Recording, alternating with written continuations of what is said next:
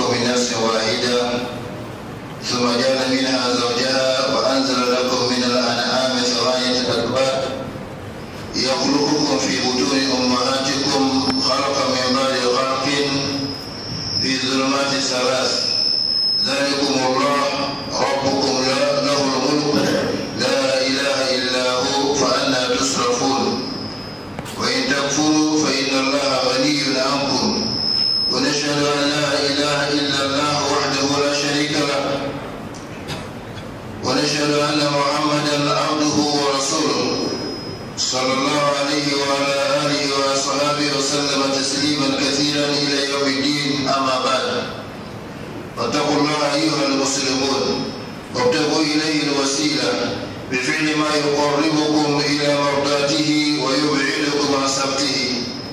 وهذه الحلقة الرابعة من سلسلة الخطب عن الموضوع نداء إلى الأحياء وبالله التوفيق.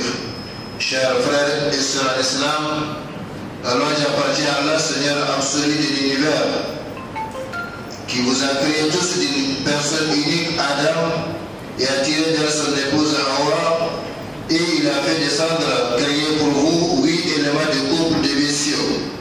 Il vous crée dans les ventres de vos mères, création après création, dans 3 ténèbres.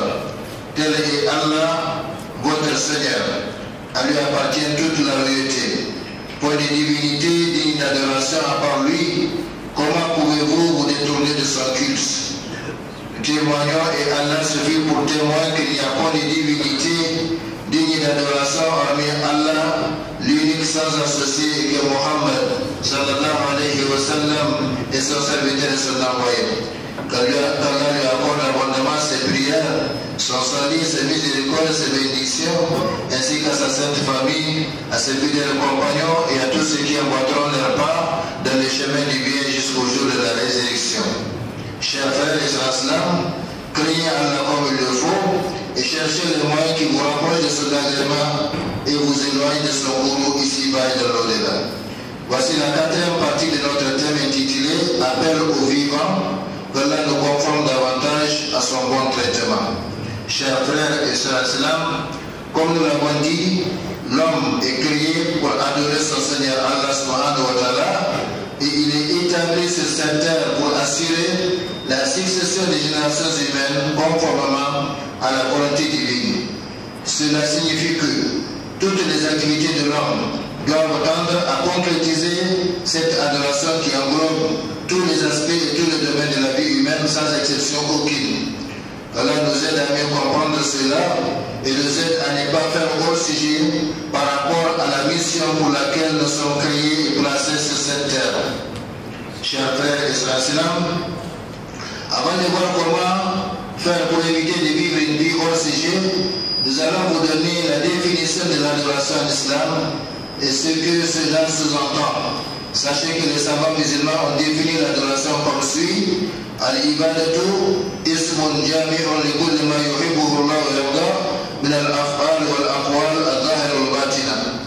L'adoration est un nom général qui englobe tout ce que Allah aime et agrée parmi les actes et paroles apparents et cachés.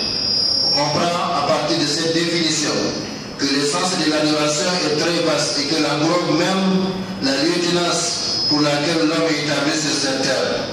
Pour concrétiser cette lieutenance, l'homme a sans doute besoin de connaître son Seigneur, de connaître sa loi, sinon ce sera l'égarement évident dans ce monde et le châtiment inévitable de l'au-delà qu'Allah subhanahu wa ta'ala nous en préserve. Allah subhanahu wa ta'ala en effet dit dans le noble Coran: Alladhina immakkannahum fil ard aqamu as-salah wa atu az-zakah wa amaru bil ma'ruf wa nahu 'anil munkar wa lillahi 'aqibatul umur. Ceux qui, si nous leur donnons la puissance sur terre, accomplissent la salat, acquittent la zakat, ordonnent les maroufs, donc les convenables, et interdisent le munkar, les blâmables, cependant, l'issue finale de toutes choses appartient à Allah.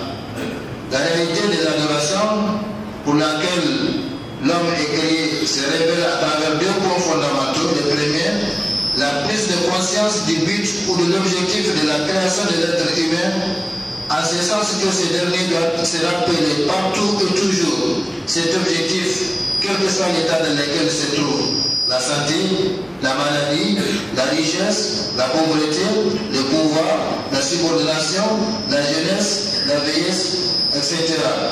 Le second point, l'orientation totale vers Allah subhanahu wa ta'ala à travers tout ce que l'homme entreprend, à travers les actes cultuels et profanes, les propos verbaux et écrits, les imaginations et les pensées, les comportements apparents et cachés, afin que toute la vie de l'être humain soit totalement orientée vers Allah subhanahu wa ta'ala et consacrée à lui et à lui seul, comme il l'a recommandé dans le noble Coran.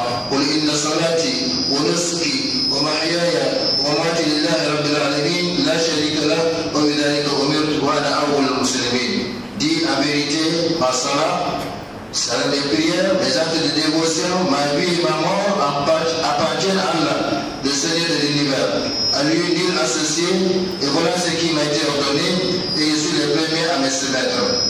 Chers frères et sœurs, en concrétisant cette adoration par la consécration de toute sa vie à Allah subhanahu wa ta'ala, l'homme éprouvera le sentiment d'être en contact direct et permanent avec son Seigneur Allah subhanahu wa ta'ala, d'où il vivra de la tranquillité d'esprit de cœur et sous la volonté de celui qui l'a créé et non sous sa propre volonté ou sous la volonté de son ennemi numéro 1, à savoir Satan.